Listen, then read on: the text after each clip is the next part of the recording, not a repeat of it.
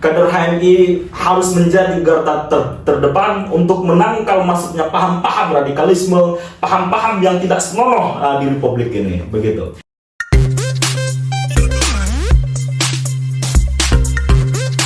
Assalamualaikum warahmatullahi wabarakatuh. Kembali lagi di sini bersama Kita Bisa. Ya, teman-teman, kita proses syuting hari ini pasti siang hari panas-panas, tapi nggak menyurutkan semangat kami untuk mengejar jam tayang.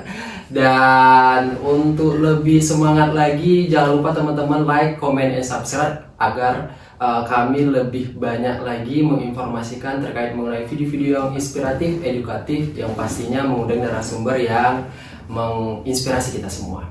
Oke teman-teman, kalau ngebahas mengenai organisasi itu sendiri, organisasi itu banyak ya, ada di dalam kampus ataupun di luar kampus. Nah, di kesempatan kali ini kita akan berbincang-bincang lebih dalam dengan Sekretaris Umum HMI Cabang Langsa. Nah, sebelum itu kita akan menguli-uli lebih dalam lagi siapa sih beliau dan profil beliau, apa sih kegiatan beliau saat ini. Oke, sudah ada di samping saya Bang Sarimin. Ya. Gimana Bang kabarnya? Alhamdulillah sehat ya.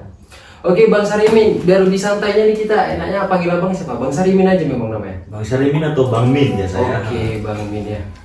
Oke, Bang Min sendiri kegiatan hari-harinya ini apa Bang, kesibukan hari ini? Untuk saat ini kita fokus di panitia pengawas pemilu kecamatan di Kecamatan Serbajadi, Kabupaten Aceh Timur. Kalau orang sering menyebutnya itu di Loko. Oh, di Loko. Kebetulan ini tahun 2024 juga pemilihan serentak Bang ya? Ya, pemilu jadi persiapan nanti. Ya. Oke, Bang Sarimin ini dengar-dengar adalah mantan dari mahasiswa YN Langsa, dan beliau juga wisuda di tahun berapa Mas? Tahun lalu? Tahun 2022, tepatnya 27 Oktober. 2022 ya. Oke, mungkin teman-teman sedikit melihat Bang Sarimin ini mengenakan kalung apa nih Bang? HMI. Ini namanya Gordon. Gordon. Nah, Gordon. Gordon. Atau selempang ya. Oh, selempang. Nah, teman-teman, kalau kita ngebahas mengenai Gordon ini, mengenai HMI, yang sudah saya katakan tadi, Bang Sarimin ini adalah Sekretaris Umum dari Cabang Langsa. Cabang Langsa. Oke Bang, teman-teman mungkin ada yang tidak tahu apa sih itu HMI. Oke baik, terima kasih. Himpunan Mahasiswa Islam merupakan organisasi tertua ya, organisasi kemahasiswaan tertua di Republik ini yang didirikan pada tahun 1947, tepatnya pada tanggal 5 Februari. Pada saat itu pasca 2 tahun Republik Merdeka. Sebagaimana Bung Karno memproklamirkan kemerdekaan pada tanggal 17 Agustus 1945. 1947 HMI berdiri dengan menjunjung tinggi 2 komitmen, yaitu komitmen kebangsaan dan komitmen keislaman. Tentu dalam proses berdirinya HMI itu sangat memiliki dinamika yang sangat luar biasa saya kira, di mana pada saat itu kan masih 2 tahun Indonesia merdeka, tentu trauma-trauma terhadap penjajahan itu masih ada. Nah, yang didirikan oleh Lafran Pani saat itu, Ayahanda Lafran Pani yang sekarang sudah menjadi pahlawan nasional, mendirikan HMI dengan penuh resiko, dengan penuh tantangan, di mana Republik pada saat itu masih memiliki trauma, karena masih sangat muda saya kira usia Republik waktu itu. Namun Ayahanda Lafran Pani masih tetap berkomitmen untuk mendirikan HMI di perguruan tinggi yang sekarang kita sebut UII. Universitas Islam Indonesia sekarang, tepatnya di Yogyakarta begitu. Kemudian bersama beberapa teman lainnya yang waktu itu kuliah di ilmu tafsir hadis ya, di salah satu ruang kelas. Disitulah Ayahanda Lafran Pani memproklamirkan Himpunan Mahasiswa Islam resmi berdiri dari sejak tahun 1947 sampai dengan sekarang begitu. Oke. Nah, Ayahanda sendiri kan membangun daripada ini organisasi HMI 2 tahun setelah kemerdekaan Indonesia. Kira-kira fokus utama kegiatan di organisasi itu di masa itu apa? Kan kalau misalnya sekarang kita lihat HMI ini lebih mendominasi gerakan-gerakan unjuk rasa. Tapi di masa-masa itu apa yang fokus utama dari organisasi itu? Oke baik, seperti yang kita katakan awal, fokus didirikan HMI ini hanya memiliki 2 komitmen, yaitu komitmen keindonesiaan atau kebangsaan dan komitmen keislaman. Nah, di mana pada saat itu sebelum berdirinya HMI pasca merdeka, kondisi masyarakat Indonesia yang masih merasa trauma dan kemudian penjajahan kecil masih atas yang sering kita sebut waktu itu agresi Belanda II misalkan, kemudian penjajahan lain ya, sekalipun Indonesia sudah merdeka tapi kan penjajah dari Belanda waktu itu belum sepenuhnya, belum 100% meninggalkan Indonesia. Nah, itu satu. Yang kedua, di mana pada saat itu kondisi bangsa Indonesia yang masih memiliki keterbatasan pengetahuan, keterbatasan keilmuan, sehingga dipandang perlu untuk mempertahankan republik itu sebagaimana yang seharusnya dicita-citakan oleh Bung Karno. Kemudian mempertahankan kemerdekaan Indonesia tugasnya, kemudian mempertinggi derajat Republik Indonesia. Nah, itu tujuan Lafran Pani mendirikan HMI. Itu yang pertama. Kemudian yang kedua dari komitmen keislamannya, di mana kita ketahui bersama bahwa di masa penjajahan itu lembaga-lembaga pendidikan agamais ataupun lembaga-lembaga pendidikan keislaman tentu sangat sulit pada saat itu mengembangkan pendidikan dari kaum santri. Sehingga Lafran Pani memiliki inisiatif, ini tentu harus kita buat suatu lembaga bahwa untuk mencerdaskan anak-anak bangsa, untuk mencerdaskan rakyat Indonesia dari segi keislaman. Tentu nanti kader-kader dari HMI itu awalnya kader-kader dari HMI itu akan menyebarluaskan syiar-syiar Islam, ajaran-ajaran Islam. Tentu dalam kondisi ruang lingkup kampus itu sendiri masih sangat minim pengetahuan keislamannya begitu. Nah, itu tadi teman-teman, memang tujuannya tadi bisa kita tarik kesimpulan mengenai rasa nasionalisme, mengenai kebangsaan, dan tak lupa juga diiringi dengan keilmuan agama yang sangat penting. Moral dan etika tetap dijaga. Dengan HMI ini juga khususnya di lingkungan kampus, mahasiswa dapat terdedikasi dirinya dalam menempa ilmu agama.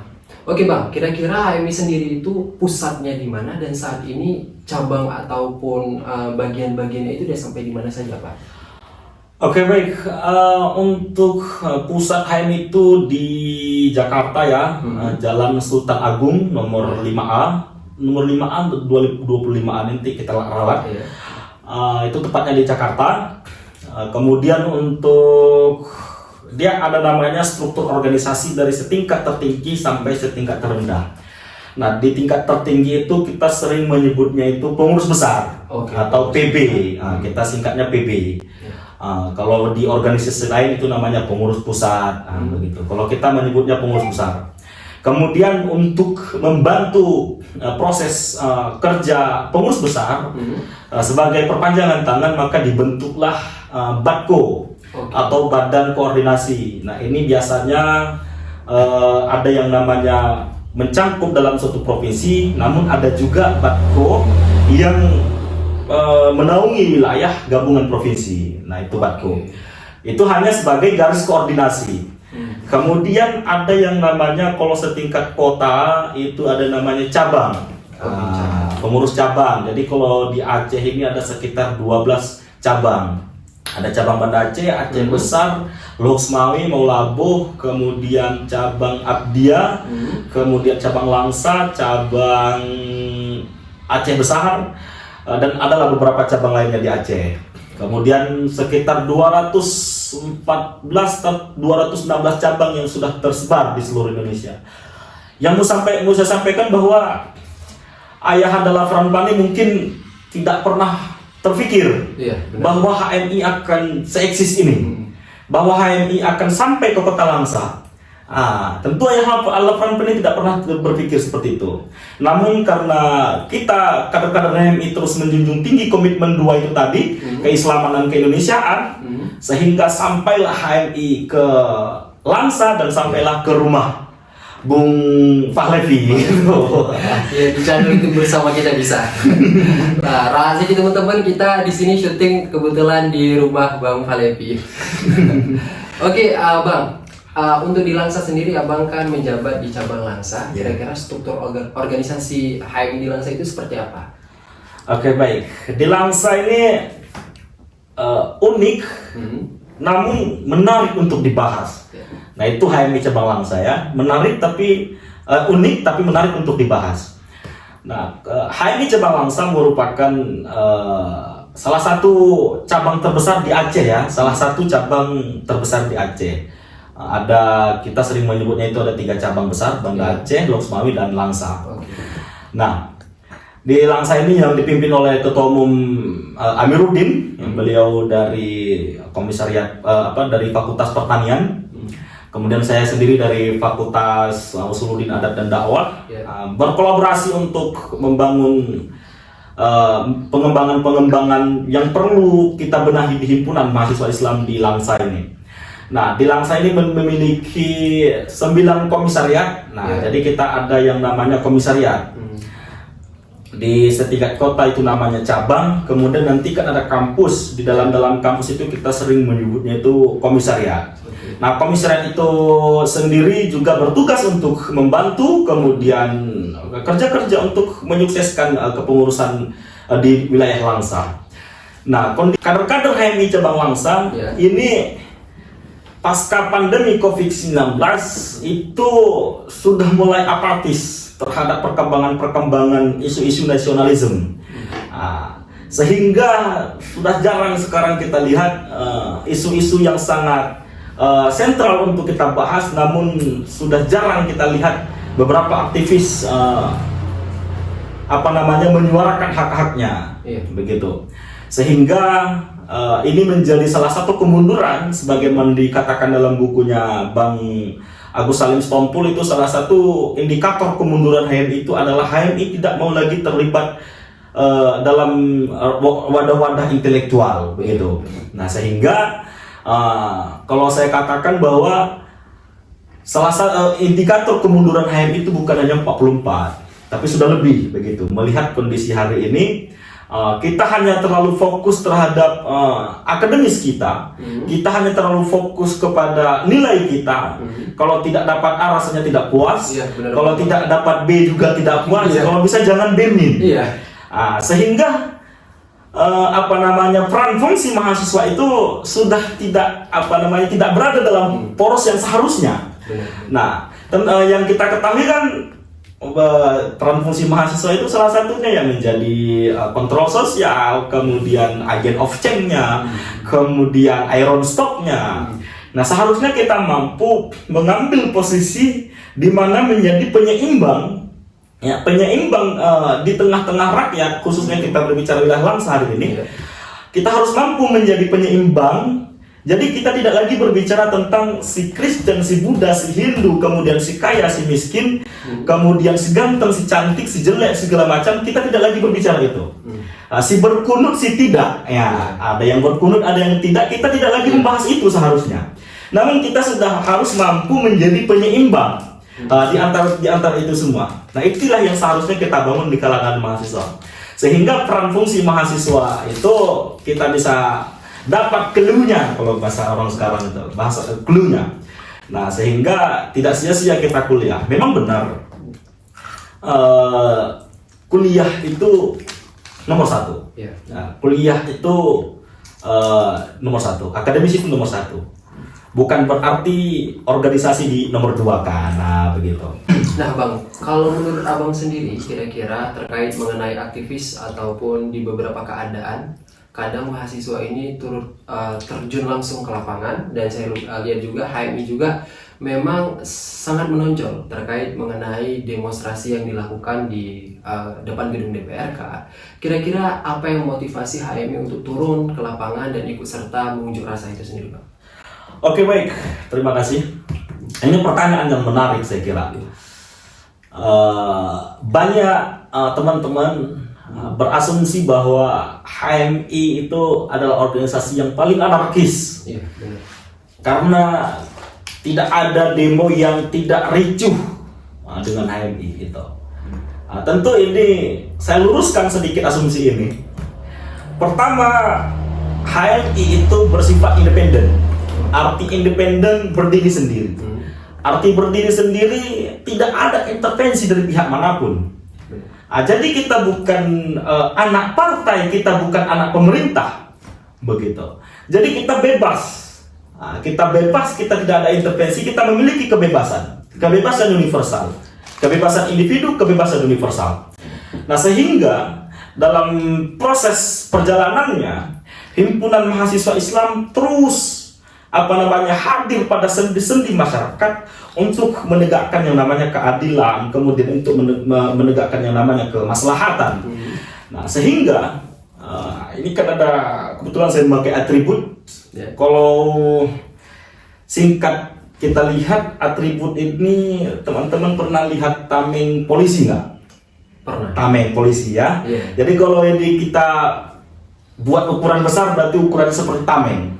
Tameng. Menandakan bahwa kader HMI harus menjadi garda terdepan untuk menangkal masuknya paham-paham radikalisme, paham-paham yang tidak senonoh di Republik ini, begitu.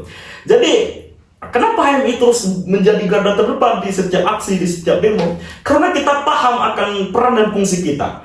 Kita menjunjung tinggi konstitusi. Terbinanya insan akademis, pencipta, pengabdi yang melafazkan Islam dan bertanggung jawab atas terwujudnya masyarakat adil makmur yang dididik Allah Subhanahu wa taala. Ini tujuan HMI. Tertuang dalam di dalam anggaran dasar HMI. Nah, di poin terakhir, terwujudnya masyarakat adil makmur, tentu kan ini menjadi tanggung jawab kader HMI untuk mewujudkan masyarakat adil makmur itu sendiri. Nah, sehingga tidak ada alasan untuk HMI untuk tidak turun aksi, untuk tidak turun demo menyuarakan hak-hak rakyat. Nah, tentu ini menjadi salah satu kebanggaan. Jadi kalau saya masih kuliah dulu, menjadi kebanggaan tersendiri bagi orang yang ditunjuk menjadi korlap. Nah, kalau kita sering menyebutnya itu korlap, ataupun kita sering berorasi, beratur apa segala macam. Nah, kemudian bagaimana kita diajari kemampuan bernegosiasi. Jadi kemampuan negosiasi persuasi di HMI ini sangat penting nantinya, begitu. Jadi kenapa HMI kok harus demo, harus menonjol, harus ini segala macam? Karena kita disumpah untuk itu. Kita diikat janji untuk menegakkan keadilan-keadilan di Republik ini. Begitu kurang lebih. Oke, cukup menarik ya teman-teman dari apa yang sudah dijelaskan, bahwa HMI ini sangat berperan yang sifatnya yang sangat independen, tidak terikat oleh apapun, dan mereka juga memperjuangkan hak rakyat, berada di garda terdepan dan selalu mendukung terkait mengenai konstitusi yang ada di Indonesia. Oke, baik Bang, kalau misalnya bercerita tentang pengalaman Abang sendiri, kira-kira dari awal pertama kali masuk ke HMI hingga sekarang menjadi Sekretaris Umum Cabang Langsa, itu tahapan-tahapan yang Abang lalui itu seperti apa? Oke, baik, terima kasih. Ini menarik juga, sedikit berbicara historia ya. Jadi tidak lengkap rasanya sebuah cerita kalau kita tidak disisihkan di dalamnya itu tentang sejarah. 2016 saya memasuki bangku kuliah, tepatnya di bulan 9 waktu itu. Bulan 9 kita masih proses ngisi KRS ya, biasa mahasiswa baru ngisi KRS, kemudian kontrak belajar dengan dosen. Kemudian di akhir bulan 11 tahun 2016 waktu itu, ada salah satu senior yang sebelumnya wawancara di sini ya, namanya Bang Muhammad Odi ya. Jadi beliau menyarankan, memberi saran kepada saya untuk bergabung di HMI. Kemudian saya tanyakan, kenapa saya harus ber-HMI Bang? Masuk saja dulu, nanti akan kamu tahu bagaimana nikmatnya di dalam. Siapa? Masuklah saya HMI. Jadi saya mengikuti HMI itu tepat aksi 212. Masih ingat? Aksi 212 yang memiliki massa yang luar biasa, kita lihat waktu itu di Monas ya, di Senayan Jakarta ya. Jadi saya tepat berarti 212 tanggal 21 bulan 12 ya. Tanggal 212 pokoknya aksi 212 lah. Nah, aksi 212. Jadi saya mengikuti basic training. Jadi kalau di HMI itu trainingnya ada namanya basic training. Itu menjadi syarat kita sebagai kader HMI, menjadi kader HMI harus mengikuti basic training. Kemudian ada yang namanya intermediate training atau kita sering menyebut LK2. Kemudian ada yang namanya advanced training atau kita sering menyebut itu LK3. Nah, kemudian banyak training-training non formal lainnya. Jadi setelah saya masuk basic training, saya sedikit merajuk ya bahasa sekarang, merajuk dengan senior itu tadi. Selama sebulan saya nggak bercakap sama dia, selama sebulan saya nggak berkomunikasi. Kemudian sampailah ke proses rapat anggota komisariat yang waktu itu masih dipimpin oleh Kakanda Hasbi. Beliau juga merupakan alumni Fuad ya, Kakanda Hasbi. Jadi waktu proses RAK tersebut terpilihlah Bang Odi, Bang Muhammad Odi itu sebagai ketua umum, dan saya direkrut menjadi salah satu pengurusnya. Jadi waktu itu saya menjabat sebagai ketua bidang KPP, Kewirausahaan dan Pengembangan Profesi. Jadi walaupun kita nggak ada usaha waktu itu, jadi jabatan kita kewirausahaan gitu. Kemudian setelah itu saya mulai aktif di HMI pasca dilantik. Kemudian seiring berjalannya waktu, di tahun 2019 tepatnya di tanggal 15 Desember waktu itu baru saya menggantikan posisi Bang Odi itu sebagai ketua komisariat Fuad, sebagai ketua komisariat Fuad, di mana waktu itu masih terjadi dinamika organisasi internal kampus di Fuad sendiri waktu itu. Kemudian waktu saya terpilih menjadi ketua komisariat di bulan akhir bulan 12 sampai dengan bulan 1 2019-2020 saya mengambil jenjang training intermediate training atau LK2 waktu itu di HMI cabang Kisaran Asahan di Sumatera Utara. Saya mengambil training itu, kemudian dilantiklah saya di mana waktu itu sangat berat ya untuk mengambil sikap. Karena di tubuh HMI cabang Langsa waktu itu terjadi dualisme kepemimpinan. Ya, yang satunya dipimpin oleh Kakanda Boydatul Khoy dan satu lagi dipimpin oleh Kakanda Muhammad Jelani. Kemudian kita terlepas daripada dinamika itu karena di komisariat kita hanya fokus mengembangkan komisariat begitu. Kemudian barulah di tahun lalu, di tahun 2021-2022 saya mendukung salah satu kandidat yaitu Kakanda Amiruddin sebagai ketua cabang Langsa. Kemudian dipercayakan saya sebagai sekretaris umum HMI cabang Langsa sampai sekarang begitu. Jadi perjalanan panjang itu tidak ada keringat yang manis, semua keringat itu asin. Tentu proses perjalanannya ya begitulah. Di HMI kita terus diberi harapan oleh senior, ya diberi harapan senior. Dan kita terus merawat harapan itu. Ya walaupun masa kuliah kita besok susah makan begitu. Senior memberi harapan, kamu harus begini Dinda, kamu harus begitu Dinda, kamu harus begini Dinda. Ya walaupun kita besok susah makan. Ya itulah HMI. Nah, kita terus merawat harapan itu. Kemudian di internal kampus sendiri, saya waktu itu di tahun 2018 pernah dipercaya sebagai ketua umum HMJ KPI, ya. Ketua umum HMJ KPI duet bersama Kakanda Senderi waktu itu. Kemudian pasca itu dipercaya sebagai wakil ketua BEM ya, wakil ketua BEM Fuad. Nah, berhenti sampai di situ. Saya hanya bermain di internal itu setingkat fakultas. Karena waktu itu saya diberi pilihan oleh senior, ente mau di HMI atau mau di internal, mau proses di internal atau di HMI. Saya bilang ya saya ingin berproses di HMI. Oke baik, berarti untuk setingkat institut kita beri kesempatan untuk si Fulan ya, biar ente ngurus HMI ya. Begitulah kurang lebih. Nah, dalam perjalanan abang sendiri mengenai organisasi yang ada di internal kampus ataupun di luar, kira-kira pengalaman ataupun satu momen apa yang saat ini mungkin masih teringat? Momen yang masih teringat ini gimana maksudnya? Momen yang berkesan mungkin. Pengalaman yang unik gitu ya? Yang unik, berkesan, atau mungkin saat ini abang masih teringat karena itu tidak akan pernah lagi terulang. Oke. Waktu di organisasi kita sangat membangga-banggakan itu di PPAK ya. Jadi di PPAK itu kalau sudah menjadi panitia, jadi kalau orang-orang yang paham, ya orang-orang yang paham organisasi itu dia hanya mencari gimana caranya dia dapat 2 jabatan di panitia PPAK itu. Yang pertama ketua panitianya, atau yang kedua di MOI, Master of Instructor. Nah, jadi kalau udah dapat itu ya semacam apalah promosi nama lah kita. Jadi menjadi kebanggaan saya sendiri waktu di tahun 2019 itu saya diamanahkan di PPAK sebagai Wamoy atau Komoy. Ya, aku Master of Training di PPAK tahun 2019 itu. Jadi bangga dan berkesan bahwa saya ini orang kampung. Saya ini berasal dari hutan belantara, Lombok, ya. Jadi sampai di Langsa bisa berbicara di depan orang banyak itu menjadi kebanggaan sendiri. Di depan sekitar waktu itu 1050 peserta PPAK mahasiswa baru waktu itu, dan saya mengelola forum itu.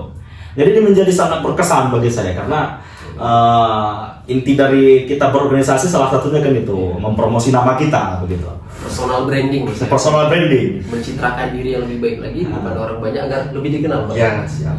Oke, dan untuk saat ini Abang, kira-kira apa masukan untuk kandidat-kandidat HMI, pesan-pesannya kepada mereka yang mungkin saat ini masih bergabung menjabat sebagai anggota dan termasuk dalam golongan HMI di tingkat cabang Langsa ataupun cabang-cabang lainnya? Oke, baik, terima kasih. Pesan saya kepada seluruh kader HMI dimanapun berada, Ayahanda Lafran Pani mendirikan HMI ini dengan cita-cita yang sangat suci. Tentu dari cita-cita yang sangat suci itu kita harus menghadapi dinamika yang sangat sulit saya kira. Namun pepatah mengatakan Tuhan itu tidak akan pernah memberikan sebuah masalah kalau dia tidak menciptakan sebuah solusi. Bahkan dari satu masalah Tuhan sangat menciptakan jutaan solusi.